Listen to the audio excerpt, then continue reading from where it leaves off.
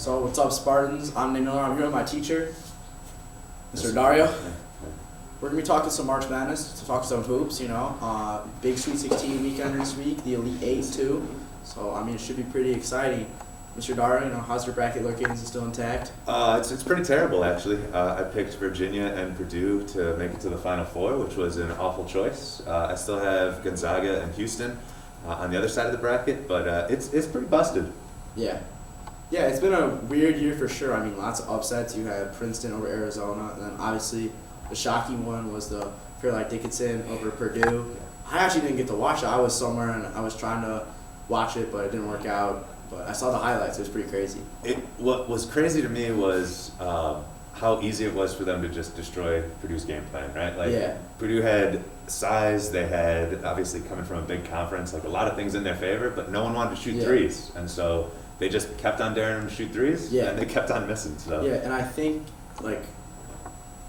FDU was the shortest Division I team, and then obviously Purdue has that 7'3", Zach Edey, then they game plan perfectly. And I'm an Illinois fan, it's like, how could we not game plan against Purdue good enough to stop him?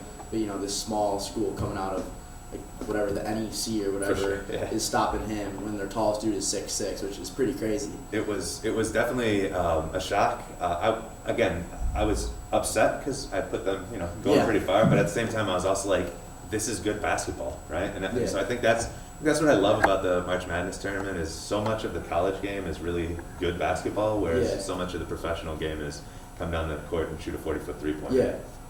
I think also a crazy thing happens in March is last year, St. Peter's, they went on that run, and then 2 days later their coach started being hired somewhere else, and I know the FDU coach already got hired somewhere else. And I mean, I don't know. A lot of people look at it badly, but you're just going to want to make more money, obviously, and go somewhere bigger. You can't. There's only so far you can take a small program like that. 100%. And I think that also is part of the reason why there's such a variety of who makes it where, right? We aren't that long ago, we had Butler was like a national power, right? And now it's like, where are they, right? So I think that's good, that there's the movement of the coaches, but also the rise and fall of different programs from year to year is really intriguing. Yeah. So tonight we got, I think 4 games. We've got Michigan State, Kansas State.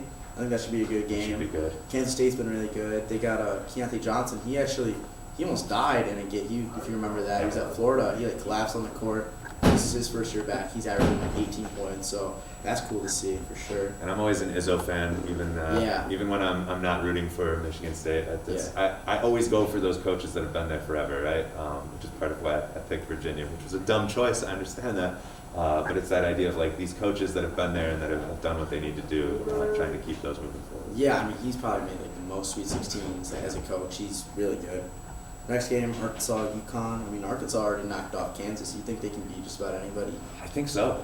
And again, it's another one of those programs where you're you don't think about them until you remember how good they've been for an extended period of time. Yeah.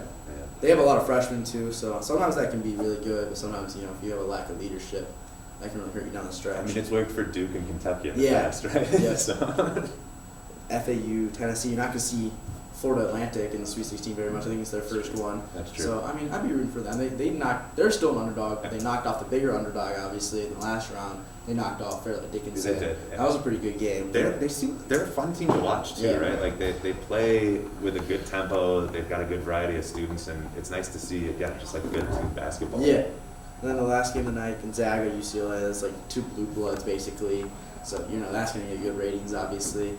I'm rooting for Gonzaga, partially because I got them going farther in my bracket, but also that's just another team that I always love to see do well. And I don't know, normally they're a 1 seed, so maybe there was a little pressure taken off, being a 3 seed. That's a good game, for sure. Well, and it's the problem with you're a small conference, and so if you don't go perfect throughout the season, you're not a 1 seed, right? And so there's that weird thing with seeding where a team that's not great but has played decently gets a better seed than a team that's great but they're from a smaller conference. So.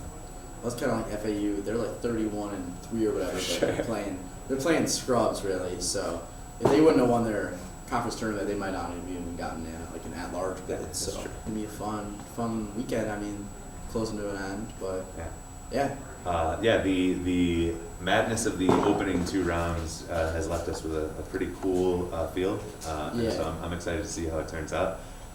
Even though, obviously, I'm rooting for Houston, I don't think I'd be upset with any of these teams going even Yeah. further. I think all of them deserve to be here, and I think it's going to be a good last couple of rounds. Yeah, well, thanks for joining us, Mr. Dario. That's all we got for today, but thanks for tuning in, and we'll see you next time.